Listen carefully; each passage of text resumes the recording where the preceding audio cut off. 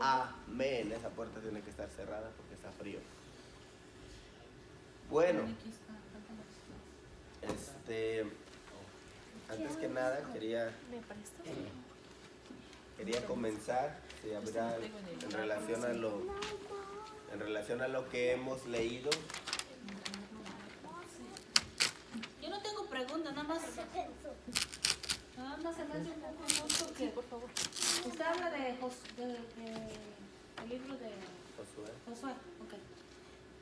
Se me hace un poquito injusto que el señor que se robó el manto babilónico y el lingote de oro y todo eso, yo sé que lo sacaron y todo eso. Ya sé lo que me va a decir, pero a mí se me hace un poquito injusto que hayan matado hayan apedreado a toda la familia y las hayan sacado y las hayan quemado. O sea, si el que lo había hecho había sido el Señor, no todos los demás. ¿Por qué sería que el Señor juzgó a toda la familia y no solo a Acán? Porque creo que lo que decide la cabeza trae consecuencias en toda la familia. Punto número 1, ¿por qué más? Porque a lo mejor esa familia también sabía. Como quien dice, tanto peca como el más. Recuerden que dice la Biblia que lo llevó a su casa. Lo llevó a su casa. Y aquí hay una enseñanza familiar bien fuerte. Yo como papá o como esposo o como cabeza puedo tomar decisiones muy personales en relación a mi obediencia a Dios. Recuerde que el punto es la obediencia. Dios dijo: no toquen nada, no tomen nada, todo es anatema, todo es consagrado para mí. Entonces, Acán decidió personalmente primero. Mire cómo la decisión de la cabeza es terriblemente importante para la familia, porque Acán decidió personalmente desobedecer a Dios. Después de que él decide desobedecer a Dios, lleva el pecado o lleva el fruto de su desobediencia a la casa, donde está la esposa, donde están los hijos. Al parecer, nadie le objetó y le dijo: regrésalo, deshazte de ello, ¿por qué lo tomaste? Pareciera que de alguna manera la familia no le objetó, no fue en contra de su decisión. Recuerden que la Biblia establece que es lícito obedecer a los hombres, mas es más lícito antes obedecer a Dios que a los hombres. Si un hombre tiene una decisión o una orden que va en contra de la voluntad de Dios, juzguen ustedes a quién es lícito obedecer, le dijo el apóstol Pedro, ¿verdad? Los que lo tenían ahí golpeando y latigando en el concilio, en el libro de los Hechos. Juzguen ustedes, ¿debo obedecerlos a ustedes que me dicen que deje de predicar? ¿O debo de obedecer a Dios que me dijo que predicara? Entonces, pareciera que la familia tuvo mucho que ver al no levantar su mano y decir: no está bien lo que estás haciendo. Dios no es injusto, número 1. No hay injusticia en Dios. Probablemente se nos podrá parecer injusto, ¿verdad?, la manera como Dios actuó, pero número 1, Dios no es injusto. El pecado de Acán pudo haberse detenido si la esposa se hubiera levantado y le hubiera dicho, porque todo el pueblo sabía la voluntad de Dios. Si se hubiera levantado la esposa, tal vez lo hubieran perdonado. Si la esposa se hubiera levantado probablemente y hubiera dicho: no participamos de esto, ¿qué hubiera hecho Dios? Dios no es injusto para juzgar a alguien por algo que no hizo, definitivamente. Entonces pareciera que la familia tuvo que ver, porque lo llevó a la casa y lo escondió en la casa. Pareciera que la familia tuvo conocimiento de la situación. Por eso es que cuando nosotros como padres, ¿verdad?, como miembros de la familia, estamos supuestos a levantar la mano. Oye, papá, tú estás haciendo esto que a Dios no le agrada. Si son hijos, con el más grande de los respetos. Échense para acá, hijas, para que estemos juntos todos. Dieguito, más para acá adelante, por favor. Si son hijos, con el más grande de los respetos, ¿verdad? Papá, está mal lo que tú estás haciendo. La Biblia nos llama a estorbar el pecado, ¿verdad? Si son nuestros hermanos, está mal lo que estás haciendo. Y al menos y mira qué terrible, al menos en mi casa no lo vas a hacer. esta es mi casa. Si lo quieres hacer, hazlo afuera. Pero esta es mi casa. Mi casa no va a participar de tu pecado. Entonces, primero, Dios no es injusto. Hablaba algo sobre la injusticia, las injusticias de Dios. Un muchacho me preguntaba, es que a mí se me hace injusto porque le decía que la Biblia en ocasiones a los hijos los juzga por el pecado de sus padres, ¿verdad? O era la creencia que el pueblo de Israel tenía.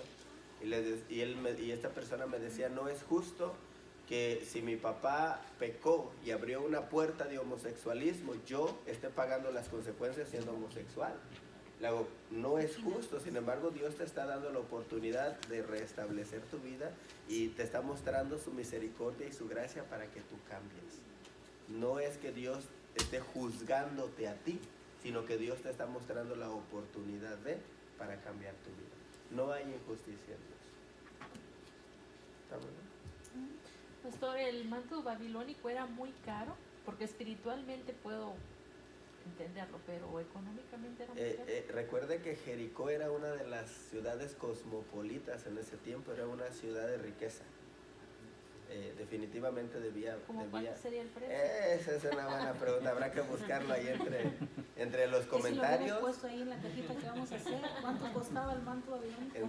Entre los comentarios bíblicos debe de estar el valor aproximado del manto babilónico y del lingote que tomó, ¿verdad? A mí me llamó más la atención el manto que el...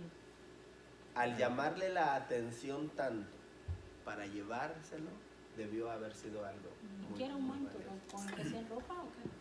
¿Un pedazo de tela? Un pedazo de tela, Era con que se cubrían como los reyes y eso, ¿no? como una cobija, un manto que te cubría.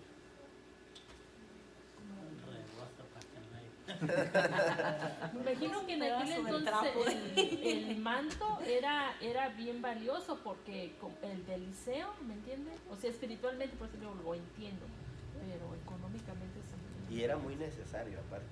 Las personas debían de estar bajo cobertura.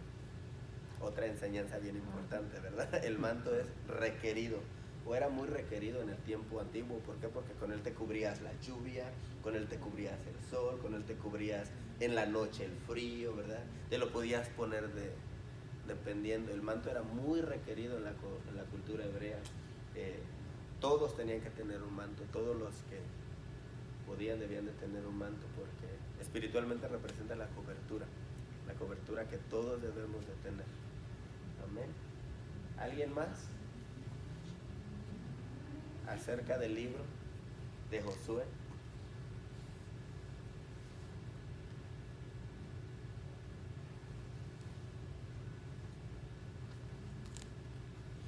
Es que no leyeron, pastor. ¿Preguntas? ¿No? Bueno, luego no digan que no pregunten. Pienso que va a ser de mucha bendición. Yo le decía a mi esposa que en las preguntas de uno aprendemos todos, ¿verdad? En las preguntas de alguien podemos aprender todos.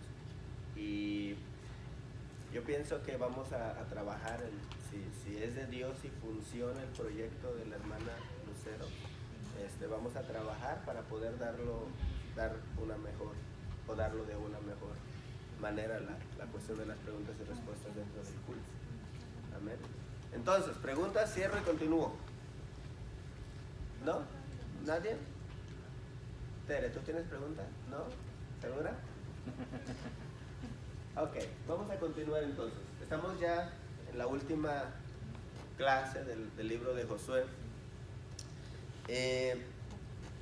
Lo que yo les quería mostrar hoy, entre otras cosas, es que en esos 25 años de ministerio o de trayecto que Josué trabajó para el Señor en la empresa de la conquista, Dios tuvo que levantarlo primeramente, el pueblo tuvo que aceptarlo.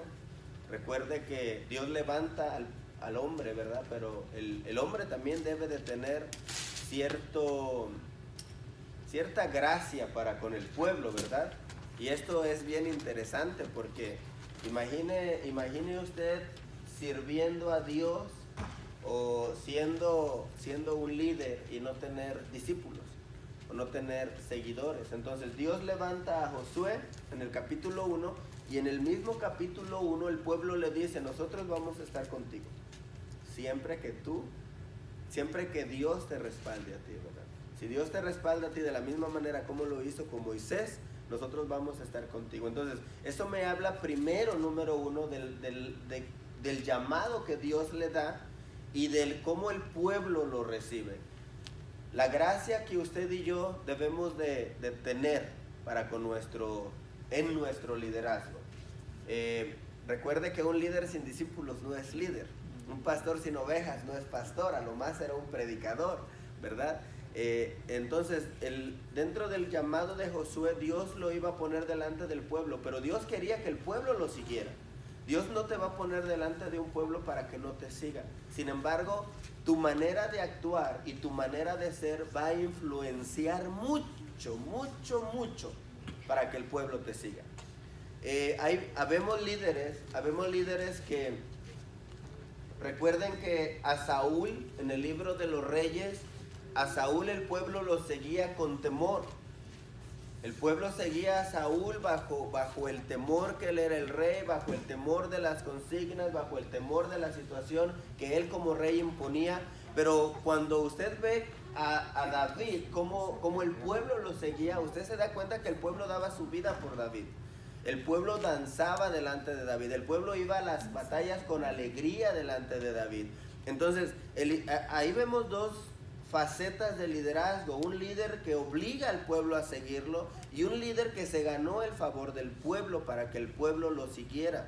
Nosotros, algo que le digo siempre a todos, ¿verdad? Nosotros debemos de tener gracia dentro de la iglesia y fuera de la iglesia. No podemos ser buenos líderes dentro de la iglesia y malas personas allá afuera. No podemos tener un liderazgo exitoso dentro de la iglesia y un liderazgo malo allá afuera. Es decir, en pocas palabras, usted no puede ser el mejor líder de los Ujieres acá y ser el peor líder en su trabajo o en cualquier ministerio, ¿verdad? Solo por poner un ejemplo, no se vaya a molestar por ahí. Entonces, a Josué el Señor lo levanta y le dice: Josué, yo voy a estar contigo. El pueblo recibe su liderazgo y empiezan a trabajar juntos. Recuerde que la conquista se iba a dar siempre que el pueblo estuviera junto con Josué. Lo primero que podemos ver en el libro de Josué es que el Señor le pide a Josué que guíe al pueblo en la obediencia. Le da instrucciones de cómo debía de hacer las cosas. Si se salía de la obediencia, el pueblo iba a estar en derrota, pero si el pueblo mantenía el camino de la obediencia, el fruto iba a ser la victoria. Lo vemos inmediatamente en la primera conquista. El pueblo fue conforme y Dios le dijo, y el pueblo ganó la victoria. Den 7 vueltas, den esto, den lo otro, toquen el chivo, el cuerno de chivo, bueno, el cuerno de carnero, ¿verdad? No, era toquen las trompetas. El pueblo lo hizo de una manera tan correcta que se cumplió lo que Dios iba a hacer. Sin embargo, al entrar a la ciudad, lo que decía mi hermana Lucero, Dios le había dicho a Josué que le dijera al pueblo que no tomaran nada. La conquista dependía de la obediencia que el pueblo tuviera. El pecado es sinónimo de desobediencia. Entonces, cuando el pueblo representado por un hombre llamado Acán decide desobedecer a Dios, Dios le dijo no lo hagas y él dijo sí lo hago. Dios le dijo no vayas y él dijo sí voy. Dios le dijo no tomes y él dijo sí tomo. Entonces viene la derrota en la siguiente batalla. La obediencia trae victoria, pero el pecado trae derrota. Entonces, seguimos avanzando y vemos que el Señor, una vez que Josué está orando y le llora al Señor y le dice, ¿por qué perdimos la batalla? El Señor le dice, ¿por qué lloras? Vete a buscar al que desobedeció. Ve a buscar al culpable. O sea, no es tiempo de orar, es tiempo de accionar. algo que yo, Dios mío, yo no sé si a veces se presta para que uno piense cosas, ¿verdad? Pero algo que a mí me llama la atención es que Dios es justo. Y en su justicia dice la Biblia que Él no va a dar por inocente al culpable. Dios es amor. Dios es amor. ¿Cuántos decimos amén? Amén. Y Él es misericordioso. Y Él perdona todos nuestros pecados. Pero es justo.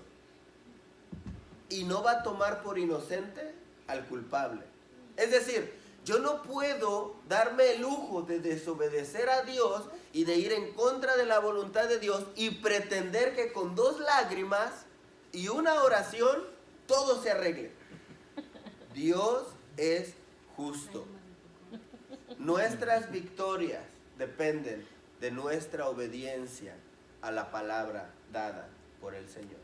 Yo quiero que tengan eso en su corazón, muchachos, porque la mayoría de la gente dice, Dios no me puede castigar porque Dios es amor, Dios es misericordioso, yo soy su hijo, y bla, bla, bla, y pum, pum, pum, y tienen 2 mujeres, y tienen un montón andan por allá haciendo lo que no deben de hacer, y vienen a la iglesia, se arrepienten el domingo, chillan un poquito, el pastor les da la bendición, y el lunes están pecando otra vez. Dios es justo. Amén. Dios pudo haber perdonado la acción de Acán, pudo haberlo, pero en su justicia él dijo, yo voy a destruir al que tome lo que es mío. Y como Él es justo, Él tuvo que hacer lo que su palabra dijo.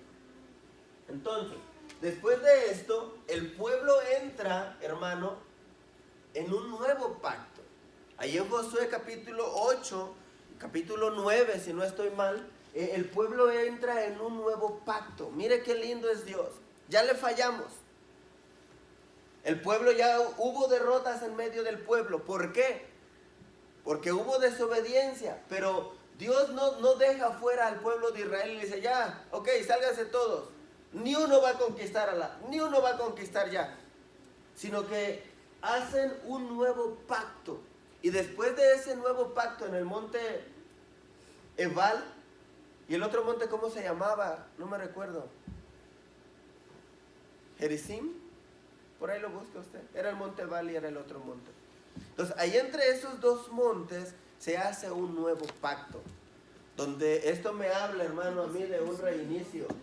Yo puedo fallarle al Señor, pero siempre hay un reinicio para mí. Dios siempre puede darme la oportunidad de poder continuar con lo que Él me dijo que hiciera. Ahora,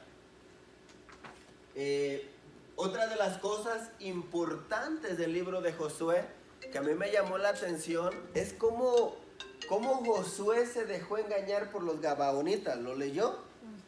¿Qué otro nombre se les daba a los gabaonitas? A ver si lo leyó de verdad.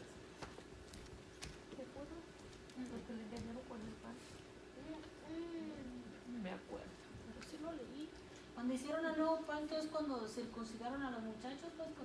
¿Hubo circuncisión?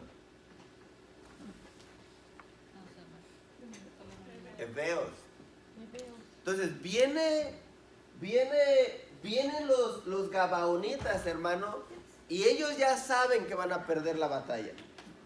Vienen los gabaonitas y dicen, ¿para qué no le ponemos al frente al pueblo de Israel? Si ya le dieron Mataril y Lirón a todos los pueblos que se encontraron. No ha quedado uno parado delante de ellos. El Dios de ellos es poderoso. Ellos en un acto de astucia vienen con Josué y le dicen, nosotros venimos de muy lejos. Mira, este pan lo tomamos caliente y ya está lleno de moho. Mostrándole que habían caminado por mucho tiempo. Los camellos habían salido jóvenes, ya están viejitos. No, eso no, ¿verdad? Pero en un acto de astucia, ellos tratan de engañar al líder y a los ancianos de Israel para que no los ataquen, para hacer un pacto y ellos poder vivir. ¿Qué había dicho Dios? Sácalos a todos. Quiero que guarde esto porque es bien importante lo que le voy a enseñar. Dios le había dicho, sácalos a todos, pero Gabaón, en un acto de astucia, viene con el líder y le dice, sinceramente, queremos hacer un pacto, bla, bla, bla. Josué y los ancianos hicieron un pacto con ellos. No los vamos a destruir. No los vamos a destruir, ustedes van a estar con nosotros, los vamos a proteger, bla, bla, bla. Pero después, en unos días más adelante, Josué se da cuenta que ellos vivían a 3 días de camino. Y va y les dice, ¿cómo me pudieron engañar de tal manera? Y los maldijo. Siervos de siervos, bla, bla, bla, van a ser los que acarrean el agua para el pueblo de Israel y para el santuario. Y hasta el día en el que se escribió Josué estaba eso. Pero lo que a mí me llama la atención en esto, muchachos,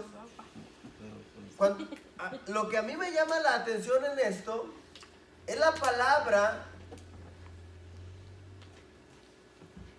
de Josué y de los ancianos. Primero, ancianos. Primero Josué pasó por un error, ¿verdad? No le consultó al Señor. No le preguntó al Señor. No le dijo, Señor, ¿de veras son estos los que vienen de lejos? Él dio su palabra. Él dijo, no los vamos a destruir. Pero lo que me llamó la atención es que Josué y los ancianos dijeron, no los vamos a atacar. Y cuando Josué se da cuenta de que los habían engañado, él tuvo que hacer valer su palabra. Eso se llama ética. Eso se llama, según Jesús, en el Evangelio de Mateo, tú sí sea sí y tú no sea no. Eso se llama que cuando nosotros decimos que vamos a hacer algo, lo tenemos que hacer. ¿Sí saben qué parte está eso? No, pero sí lo hemos leído. Josué capítulo 9, verso 15. Búsquenlo, por favor. Búsquenme Josué capítulo 9, verso 15. Y alguien que me lo lea.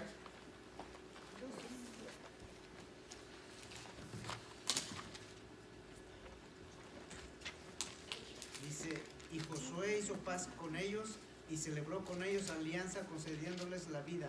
Y también lo juraron los príncipes de la congregación. Esa palabra, después se dieron cuenta que, ¿y ahora cómo le hacemos? Nos engañaron, mátenlos. No, habían dado una palabra. Yo quiero que usted mire la importancia de su palabra. Qué importante es que si usted dice, hermano Eliseo, mañana lo voy a ir a visitar, se caiga el cielo con todo y estrellas, usted tiene que ir a visitar al hermano Eliseo. A nosotros cuando éramos chiquitos, bueno, en mi familia mía, mi papá nos enseñaba mucho que la palabra tiene un peso bien grande como la palabra de honor. Que si tú dices algo, lo tienes que cumplir, así pase lo que pase. En el tiempo antiguo no había contratos, todo era por la palabra y un estrechón de manos. Entonces, ¿qué me enseña esto? Es cierto, engañaron al líder, el líder se equivocó, no consultó a Dios. Engañaron a los ancianos también, los ancianos no consultaron al Señor, no hubo discernimiento, pero lo que yo quiero rescatar de esto es que lo que ellos dijeron, a pesar de que se dieron cuenta que la habían regado, ellos cumplieron su palabra. Ellos cumplieron su palabra.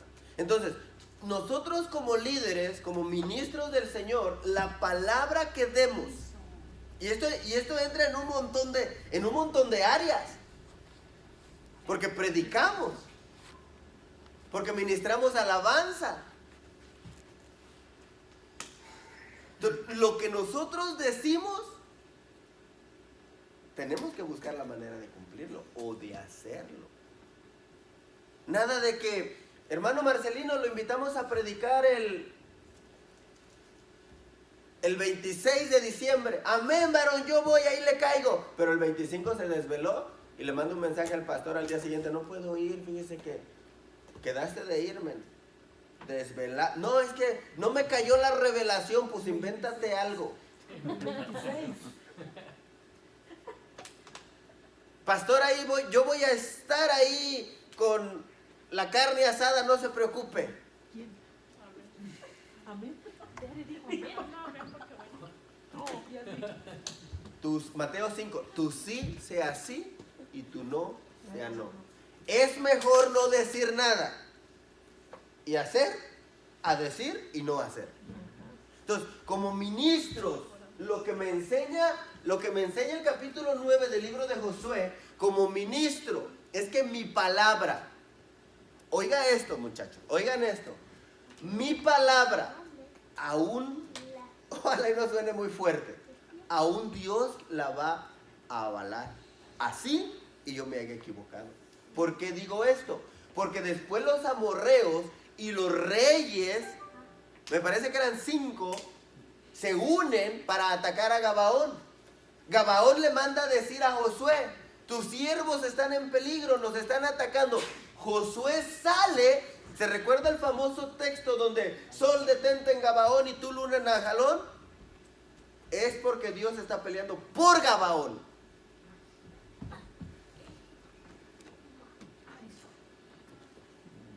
Entonces, yo me equivoqué y di una palabra que probablemente no podía cumplir, pero a la mera hora la tengo que cumplir. Y Dios me respalda. ¿Por qué? Porque nosotros somos los representantes de Él aquí en la tierra. Dios no es hombre para que mienta, ni hijo de hombre para que se arrepienta. Y nosotros somos a su imagen y semejanza. Siempre no puede. Pero en algunas cosas sí se arrepintió, como por ejemplo cuando castigó a algunas personas. Esos son otros 20 pesos. Eso es tuyo, dígale. Okay, pues. ¿Sí? Entonces, lo que usted diga que va a hacer, hágalo. Eso es ética ministerial, según los libros, ¿verdad? Y según la Biblia, Mateo capítulo 5, tú sí seas sí y tú no seas no. Y Dios aún va a respaldar nuestra palabra, porque somos sus siervos. Ahora, yo les decía cómo Dios peleó por Gabaón en la batalla contra los reyes amorreos y todos los demás, ¿verdad? Pero es básicamente desde ese sentido. Preguntas. ¿Por qué dice la Biblia entonces que Dios se arrepintió? ¿El 5 qué dice? ¿El engaño trae servidumbre? El 5, el engaño de los gabaonitas. ¿Pero dice servidumbre? Servidumbre. Y ahí podemos entrar en otro tema. ¿Cuántos engañadores hay acá? ¿Cuál fue el resultado del engaño de Gabaón? Que los hicieron sus siervos. Y dice el libro de Josué, hasta el día de hoy son los que acarrean agua para el santuario y para la gente del pueblo. Entonces, cuando usted abre sus labios para engañar a otros, el resultado es servidumbre.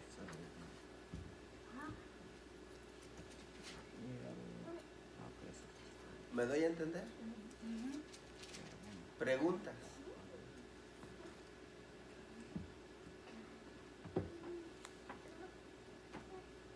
No hay preguntas.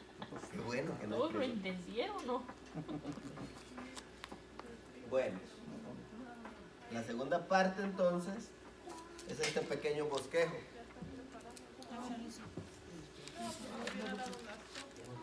Cuatro fases en las que Josué durante sus 25 años de empresa o de trabajo o de ministerio tuvo que hacer para el Señor.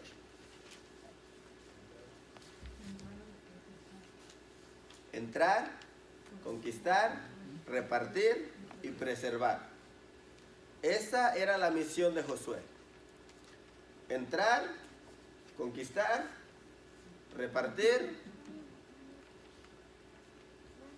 y preservar.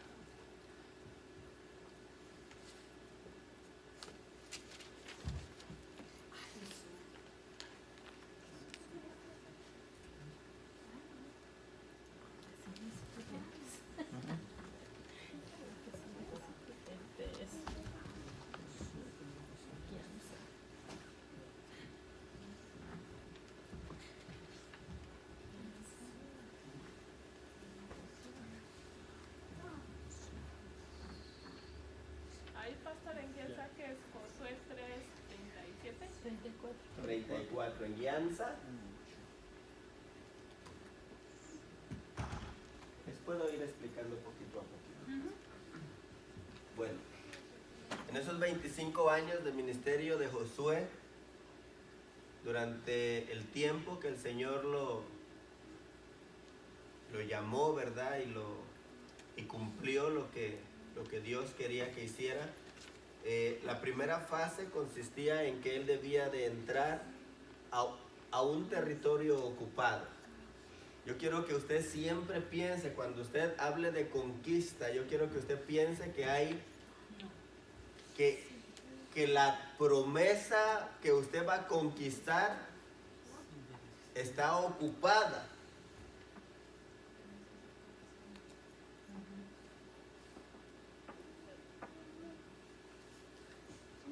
Hermanos, por una ofrenda de amor yo les puedo mandar el archivo, no se preocupen. ¿De cuánto seguimos vamos a hablar? Si ya cobra todo, Pastor. ¿De cuánto, pastor? Hasta los megabytes. Bueno, el pueblo tenía que entrar. Bueno, no lo escribimos como que dijo que no lo iba a mandar. Pero con una ofrenda de amor. Tú estás fea. En plan de...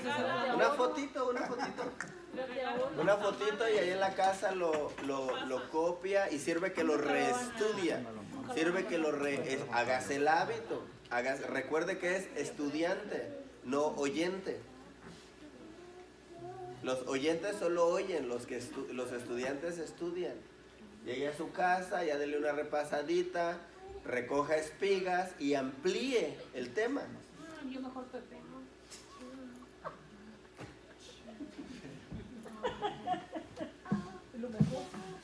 Ok.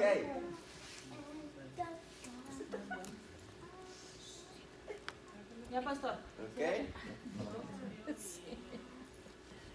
Ok.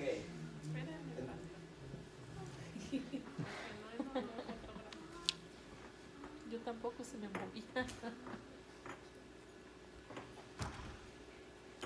A la otra mejor mándeselos por Face, Pastor.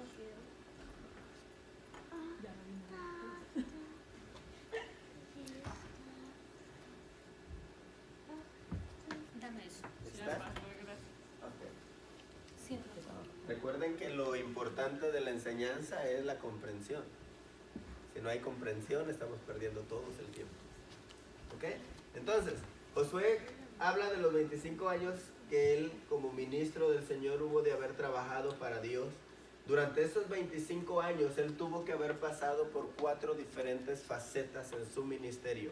La primera faceta incluía o requería que él entrara a la tierra que estaba ocupada por gigantes.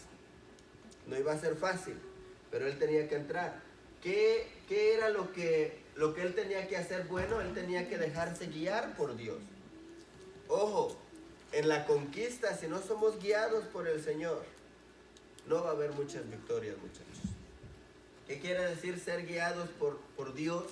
Que seamos sensibles a su palabra, que seamos sensibles a la voz de su Espíritu Santo y que seamos sensibles a lo que Él quiere hablarnos. Amén. Recuerde que Dios nos va a hablar de diversas maneras. No forzosamente nos va a hablar al oído, ¿verdad? Como a los profetas del Antiguo Testamento, aunque no se descarta la idea.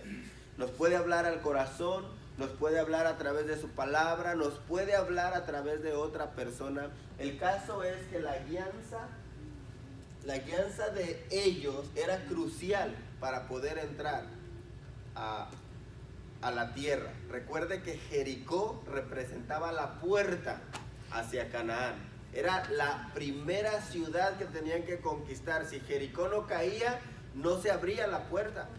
Entonces, para poder entrar, ellos tuvieron que ser guiados. ¿Por quiénes? Josué capítulo 3. ¿Por quiénes tenía que ser guiado el pueblo? Por Josué, ¿no? Josué le dijo al pueblo: delante de ustedes va a ir el arca y los sacerdotes. Entonces, al pueblo de Dios lo guía el arca, que representa la presencia de Dios, y lo guía el sacerdocio. Es decir, los que llevaban el arca, el cofre, iban caminando, el pueblo atrás, y ellos iban caminando, ellos a la derecha, todo el pueblo iba a la derecha, todo el pueblo iba a la derecha, a la izquierda, todo el pueblo iba a la izquierda, se detenían, todo el pueblo se detenía. Entonces, Dios va a guiar al pueblo a través de... ¿Por qué? ¿Por qué ustedes creen que Dios guíe a su pueblo a través del sacerdocio?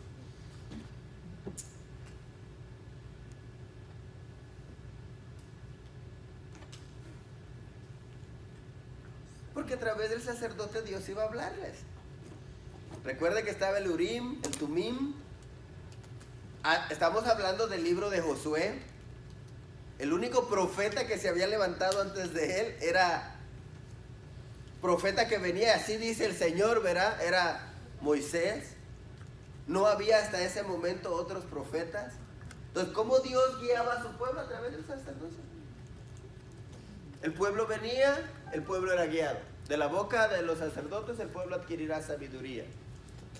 Entonces, para poder entrar a la empresa que Dios le había dado a Josué, para poder iniciar su ministerio, Josué debía de tener la guianza de la presencia de Dios y de los sacerdotes. Mire qué importante es usted. Mire qué importante, dígale al que está a la par, eres muy importante, dígale. Porque si el pueblo se va al barranco, adivine quién lo guió. El sacerdote. El pastor.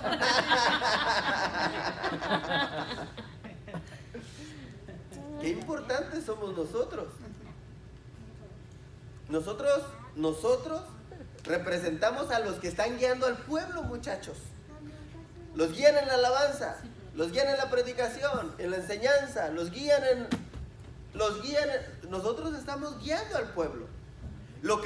Por eso es que lo que nosotros hacemos, el pueblo está mirando. El pueblo es como un niño que aprende viendo y no es selectivo. Los niños no son selectivos en lo que aprenden. Los niños aprenden y punto. No aprenden solo las cosas buenas, también aprenden las malas. Por eso es que los niños no son selectivos en lo que aprenden lo que ven, sea bueno y sea malo. Entonces, si yo como sacerdote que estoy guiando al pueblo hacia la conquista, hacia la promesa, estoy haciendo cosas incorrectas, ¿qué va a hacer el pueblo? Cosas incorrectas. Si yo aquí en el culto estoy entrando y saliendo, ¿qué va a hacer el hermano que llega nuevo? Exactamente lo mismo. Si mis niños están corriendo para allá, y viene un hermano nuevo, Daniel todavía no camina, pastor, va a decir no. Va a venir un hermano nuevo con niños y va a decir, aquí los niños pueden, aquí hay libertad, aquí los niños pueden correr, gloria a Dios. No. Entonces nosotros somos muy importantes porque el pueblo es guiado para entrar a su promesa a través de los sacerdotes y de la presencia de Dios. Y repito, el pueblo es como un niño, no es selectivo en lo que aprende lo que ve. Si el pueblo ve que el sacerdocio está temprano, el pueblo empieza a llegar. A las 7 empezamos, pum. No, vamos a esperar que lleguen. A las 7 empezamos. 5 minutos de tolerancia, no más. Hermano, eso de que yo tengo que andar detrás de usted con el micrófono, ya le toca orar. Empiecen a orar. Ya, ¿quién abre? No, eso se tiene que acabar. Se acabó, pastor. Eso se tiene que acabar ya. Porque estamos hablando de liderazgo que se está impartiendo con el ejemplo. A las 7:05, a más tardar, con los que haya, comencemos. No, pero no hay nada, yo voy a orar solo. Yo oro solo, no hay problema. Si no, le voy a orar al pueblo, le voy a orar al Señor. Y el Señor está acá, el Espíritu Santo está acá, Jesús está acá. Imagínense, eso de, ay, hermano Eliseo, ya son las 7:15, ya empiece, por favor. Ay, es que estoy platicando, espérese. No. Platicando muy a gusto. ¿Y por qué estoy diciendo esto? Ya se me olvidó. Pues porque era necesario, supongo. Oh, porque como sacerdotes estamos guiando al pueblo. Amén. Entonces, recuerde, ellos van a hacer lo que nos miran a nosotros hacer. Si miran que los jóvenes después de ministrar se salen, los jóvenes que llegan, ¿qué van a hacer? ¿Se van a salir también detrás de ellos? Porque ven que están en el teléfono, van a salir con uno. Si ven que los jóvenes en el tiempo de oración están allá afuera esperando a que termine la hora de oración, los nuevos, exactamente lo mismo van a hacer. Entonces, el sacerdote enseña. Enseña, enseña y enseña. Amén. Y a través de eso, el pueblo va a entrar en la promesa que Dios dio para todos. Prosigo. Después viene la fase de la conquista. En la fase de la conquista debía de haber obediencia. Sin obediencia no hay conquista. Hay puras derrotas. En la fase de la conquista, mira, amado, qué lindo. Dios manda ayuda. Eso a mí me llena, hermano, porque todos tenemos guerra espiritual. Todos, en diferente nivel, todos. Usted se peleó con su esposo antes de venir, eso fue guerra espiritual. Usted se peleó con el hijo antes de llegar, eso fue guerra espiritual. Puro espíritu de sospecha, no me ven así de feo. Pero Dios viene y dice, van a entrar. Es hora de conquistar. Es hora de hacer valer. ¿Sabes qué? Vayan y ayúdenles. ¿Por qué llegó? ¿Por qué se presentó el ángel de Jehová? A razón de ellos, les dijo. Por causa de ellos estoy acá. Entonces, Dios no nos va a dejar solos en el tiempo de la conquista. Cuando Eliseo es rodeado por los asirios y Giesi tiene miedo, Eliseo se está tomando un café. Eliseo está cruzado de pies, tomándose un café, mirando a los asirios. Giesi le dice, oye, ¿no te preocupa? ¿Por qué? Estamos rodeados, nos van a matar, nos van a destruir. No, hombre, es que tú no ves lo que yo veo. Yo estoy viendo la ayuda espiritual que Dios me mandó, la ayuda angelical que Dios me mandó. Ábrele los ojos, Señor, a este, y dice que vio los carros de fuego y la gente de a caballo. Dios no nos deja solos en nuestra guerra espiritual. Josué capítulo 7, verso 1, habla de estrategia. Dentro de la estrategia, hermano, dentro de la estrategia que Josué tenía que desarrollar, está el tiempo de instrucción. Usted y yo, esto que estamos nosotros haciendo de escuela de ministerial es estrategia. ¿Por qué? Porque a través de estas enseñanzas, usted va, si las aprende, las aplica, usted va a tener una idea de cómo desarrollarse en el mundo espiritual. Cómo buscar lo que Dios le ha dado. En el tiempo de la conquista, hermano, recuerde que Dios es un Dios de orden. Dios no va a decir, entren todos corriendo y lo que encuentren desármenlo. No. Militarmente, para poder entrar a conquistar o a realizar un operativo, hay estrategias primero. Estrategia es estudiar al enemigo. Veo sus debilidades, veo sus puntos fuertes, me enfoco en sus debilidades. ¿Por dónde le llego? ¿Por la retaguardia, por el frente, por el costado, por el otro costado? El pueblo de Israel trabajó con estrategia. Dios les daba las estrategias. Mire qué lindo. Dios nos da las estrategias. No tenemos por qué inventar. No tenemos por qué inventar. Dios nos da las estrategias. Y si nosotros nos mantenemos en la estrategia del Señor, nosotros vamos a ser exitosos en la empresa, en la conquista espiritual que Dios nos dé. Por último, en la conquista, en la fase de la conquista, Josué hubo de haber aprendido algo muy importante. No se te olvide consultar a Dios. No se te olvide consultar a Dios. Señor, voy y cómo voy. Señor, voy y ¿qué hago? Señor, voy y ¿a cuántos llevo? Señor, voy y ¿por dónde les llego? A Josué, cuando vinieron los gabaonitas, se le olvidó consultar a Dios y cayó en lo que hablamos hace un momento. Después viene la fase de repartir. Esto me gusta, hermano, porque a pesar de que Josué iba a ser el líder principal, a él le tocó solo su parte. Es decir, no espere usted, no espere yo, que por ser pastor me va a tocar la parte más grande. O me voy a quedar con el 90% de los diezmos y las ofrendas y el 10% para... Porque pareciera caricatura, muchachos, pero hay personas que anhelan un pastorado por el ingreso y por los beneficios. Y aquí no me voy a otra iglesia, ya me pagan 20% más que acá.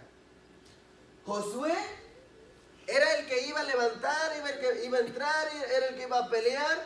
Entró, pero entró a repartir. A mí me tocó mi parte, pero mi trabajo es darles a ustedes su parte. No todo es para mí. Si yo me como todo el pastel, me voy a poner bien gordito. Y yo quiero que usted también se ponga gordito. Ahora, la conquista no es individual.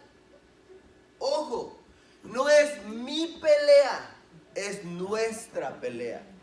Somos una tribu.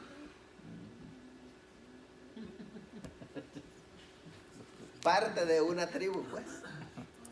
Y la conquista no es en el área de la repartición, porque oiga esto, repartir no quiere decir, aquí está lo que te toca, ya no vas a pelear, no. Les repartían lo que iban a conquistar. Es decir, a ti te toca Hebrón, pero ¿qué hay en Hebrón? Gigantes. O sea, repartían, ¿dónde me toca a mí pelear? ¿Contra quién? ¿Cuál es mi tierra? ¿Quién está ahí? Voy y los tumbo y tomo mi tierra. No era que ya estoy repartiendo, te toca y ya no hay nada, ya está listo para que entres. No, en la repartición se estaban repartiendo la tierra, pero la tierra todavía estaba habitada por tribus en la conquista. O sea, ¿qué me enseña esto?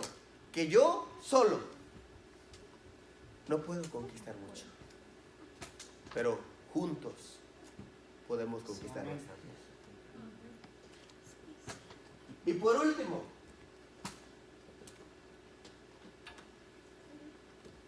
de nada nos sirve conquistar y pelear y matarnos por la promesa si al último la vamos a perder. De nada nos sirve en el ámbito literal. Dicen allá en mi pueblo, amarrarnos la tripa por 10 años para juntar dinero y comprar una casa, si al final la casa no le voy a dar un buen uso y se va a destruir o se va a perder. De nada me sirve todo el esfuerzo. De nada me sirve todo mi esfuerzo. De nada, muchachos, aplique esto espiritualmente. De nada nos sirve hacer campañas evangelísticas, andar por las calles repartiendo volantes, si no vamos a preservar lo que se está ganando. ¿Recuerdan por qué los discípulos estaban remendando las redes? Porque se salían los peces. ¿De qué nos sirve pasar la noche, tirar la red, jalar la red llena de pescados y en el camino se van a salir? De nada nos sirve conquistar si nos van a quitar lo que conquistamos. Pues ya tenemos lo que Dios nos dio. Ahora, con uñas y dientes, pelear por lo que Dios nos dio. Ahora, recuerde que así como la conquista está limitada a la obediencia, también la preservación de la tierra está limitada a la obediencia. 1, 2, 3, 4. 4 cosas. La preservación de la tierra está limitada a la obediencia. ¿A la obediencia a qué? Según Josué capítulo 23, verso 6, a la palabra escrita. Usted puede ser bien misericordioso, hermano, bien amoroso. Yo puedo ser el pastor más misericordioso, más amoroso y más nice que usted pueda haber tenido jamás. Pero si la palabra de Dios me dice repréndelo, you better be aware of. ¿Qué dijo? Si la palabra de Dios me dice reprende al que está ocasionando división, I'm sorry con excuse me. Yo voy a tener que venir con ustedes y el hermano Eliseo ya deje de andar ocasionando división en medio del pueblo. Pero se lo dice bien enojado. La preservación de la tierra está 100% limitada a la obediencia a la palabra escrita. Tendremos nuestros puntos de vista y tendremos nuestro corazón de hombre, pero si la palabra dice, eso es lo que debemos de buscar hacer. Número 2, está limitada, mire esto, está limitada a seguir al Señor. ¿Cómo pudiera yo entender esto? La obediencia según la preservación de la tierra, según Josué capítulo 23, verso 8, está limitada a que yo siga al Señor. ¿Por qué se perdió la oveja? Porque dejó de oír la voz de su Señor. Entonces, si nosotros dejamos nuestro oído, se contamina y dejamos de seguir al Señor, va a llegar el momento donde vamos a decir, ¿y ahora para dónde voy? Y nos vamos a quedar en el lugar donde estamos, ya no lo vamos a seguir. Entonces estamos en peligro de perder nuestra conquista. Número 3, Josué capítulo 23, verso 11. Que se guardase para amar a Dios. Guarda tu corazón para amar a Dios. Es bien fácil enamorarse de otras cosas que no son Dios. Pero si tú guardas tu corazón para amar a Dios, eso nos estará ayudando a preservar nuestra conquista. Y por último, en el verso 14 del capítulo 23, el temor a Dios y al servicio. Y el servicio. Me gusta el servicio, ¿verdad? Aunque el temor a Dios es muy importante en todo nuestro caminar como cristianos. Preguntas.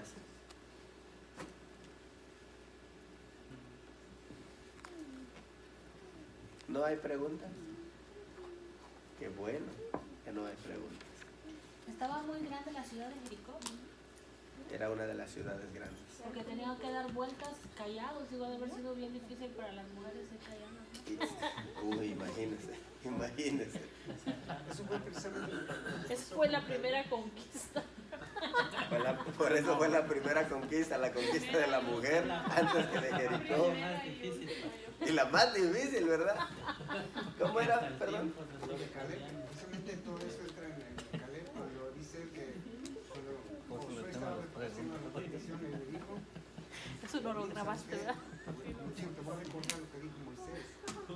¿Quién fue Caleb para Moisés? Un hombre muy obediente, muy bendecido. Dice, como él es diferente, le voy a dar, dice, en aquel entonces yo tenía 40 años. Y fueron 41 y tengo 85. En aquel entonces yo estaba fuerte, pero hoy sabes que hoy sigo siendo fuerte. Dame la tierra que Moisés dijo que me iba a dar. Exacto. Sin embargo, no se olvide de esto, es muy importante. La obediencia, el servicio y el temor a Dios. La obediencia, el servicio y el temor a Dios es muy importante para entrar, para conquistar y para preservar lo que el Señor nos dio. La repartición es otra historia, pero lo que Dios nos dio, la obediencia, el servicio y el temor a Dios es muy importante. Oramos.